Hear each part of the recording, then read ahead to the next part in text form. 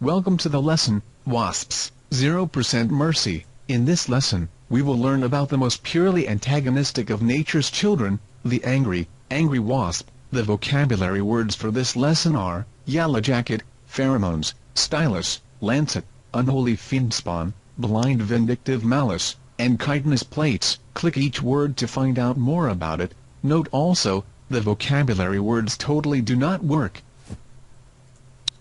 Much like our predator hunter-killer aerial drones, the common wasp is a cold, unfeeling, merciless automaton single-mindedly devoted to the utter destruction of its enemy. Common targets of the swarm encompass absolutely all other life as we know it, including rival wasp nests, cuddly panda bears, and indeed, you and those you hold dear.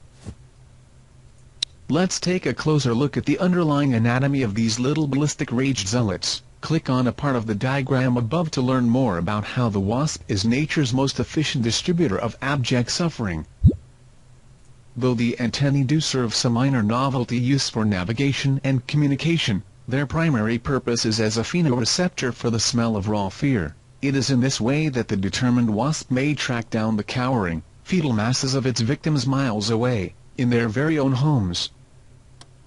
No glimmer of mercy betrays the cold, black abyss of the wasp's compound eye. It is through these twisted funhouse mirrors of terror that the drone barely perceives the world it so thirsts to destroy. Why the Almighty, in His vast cosmic wisdom, saw it fit to bestow these warmongering hellions with the gift of flight is well beyond our understanding. Scientists theorize it to be a remnant of classic Old Testament wrath, an unending, inescapable blight for some rather unclear sin for which humanity is unceasingly guilty. This would appear to be the sin of wanting to build your kid a tree fort without a torrid swarm of unholy fiend spawn perpetuating a long, bitter, territorial war of attrition.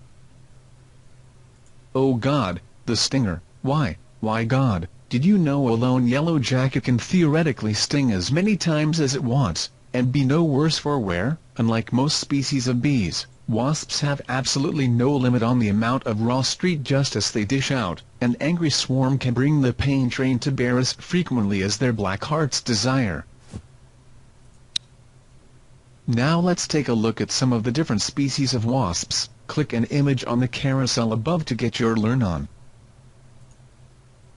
Vespidae are the most common family of wasp, the sort you and I tend to encounter across much of the northeastern hemisphere. There are over 5,000 similar but unique species of Vespidae. Cuckoo wasps are pretty little buggers, known to some as emerald or jewel wasps for their magnificent metallic shine. The breathtaking radiance of an attacking swarm are reported by survivors to seem almost like the hand of God is reaching out of the heavens to cast down a vengeful hailstorm of barbed stingers. This bad Larry is the Marabunta spider wasp, a species that freaking hunts down and kills arachnids twice its size for food. If Batman was a winged eusocial vespid, he would totally be a spider wasp. This delightful bouquet of kisses is the species cicada killer, a species renowned for zeroing in on the soothing drone of the humble cicada beetle and mercilessly terminating it with extreme prejudice. Indeed, after paralyzing their victims with a venom-based neurotoxin, the still-living body is dragged back to the nest, where the frothing swarm descends upon. Well, it ain't pretty, folks. But, not to be too much of a downer, let's round this carousel out on something a little more pleasant. Scolidae are a small, largely harmless species of wasp with less of an unquenchable thirst for the hunt and more of a friendly, casual inclination towards light pollination. They even eat those dang Japanese beetles. Sweet. Which of the following are qualities common to the yellow jacket? Click all of the answers that apply. An unquenchable thirst for the complete and utter eradication of all life beyond the hive. A generally constructive, gentle, and touchingly repentant manner indicative of a desire for peace and intra-species cooperation. Even the most insignificant, micrometrically nugatory sense of mercy.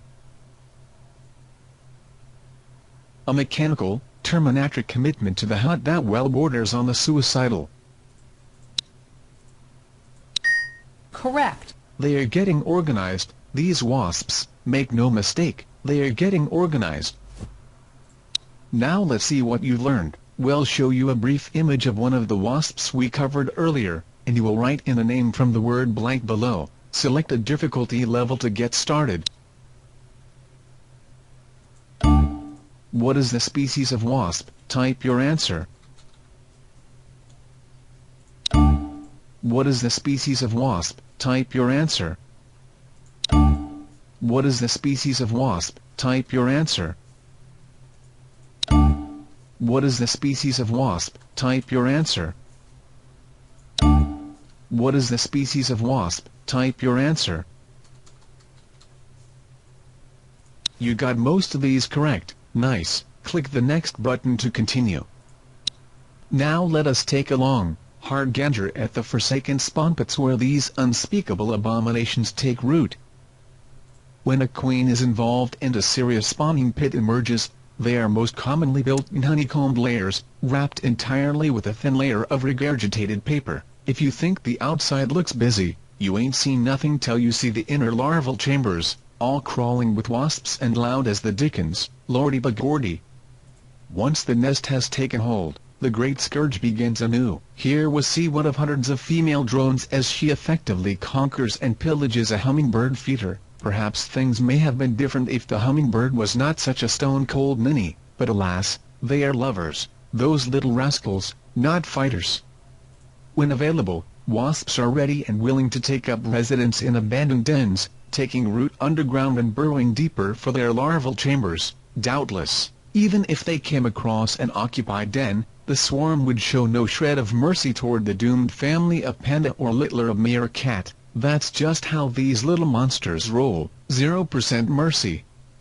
Indeed, the wasp will give us not the tiny comfort of making their hives obvious and visible. Often, one will find a budding horde pouring from some unthinkable crevice of nature's underbelly. Like this tree here, the swarm derives some twisted perversion of pleasure in evoking such restless paranoia from within their prey. Yet, sometimes their nests are but meager footholds, small, largely harmless outposts from which a handful may rest, and feed their budding offspring, almost quaint and cozy. But as ever, such a humble abode will not stay humble for long. A drums of war beat ceaselessly across the wasp's dominion, driving the swarm to ever larger, ever more oppressive staging grounds. It is simply their way. Indeed, as with the majestic Irish deer and the noble buffalo, it once again falls to mankind to step up to the plate and utterly decimate another of nature's glaring missteps. Yet, the wasp promises to be a far more resilient and entrenched foe than we've faced in the past. How does one even begin to approach a problem of this magnitude? In the space provided, write in your own thoughts on what can be realistically done about the wasp conundrum. When you are finished, click the next button to continue.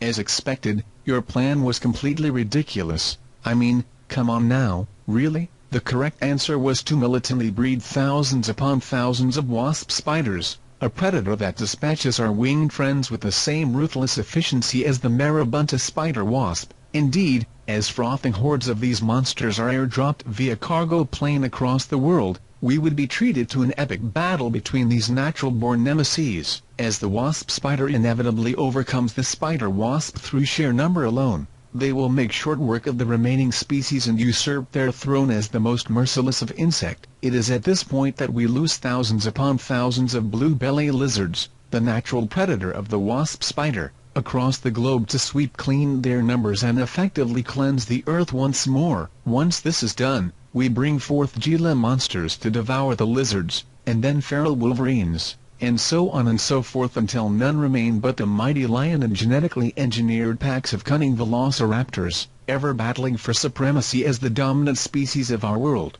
To be sure, We will be the heralds of our own destruction, but there will be no more wasps, and this is the important part, we will play it by ear from there on out.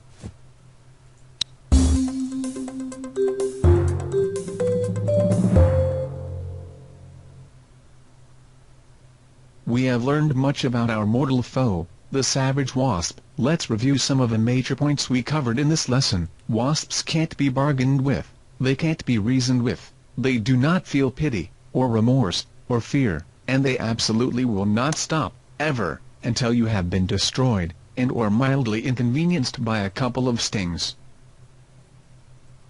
The wasp can sense fear from miles away, and feeds upon this emotion for sustenance. Indeed, in a very real sense, wasps are robotic rage machines, utilizing raw terror to fuel their unholy crusade against all that is good and pure in our world.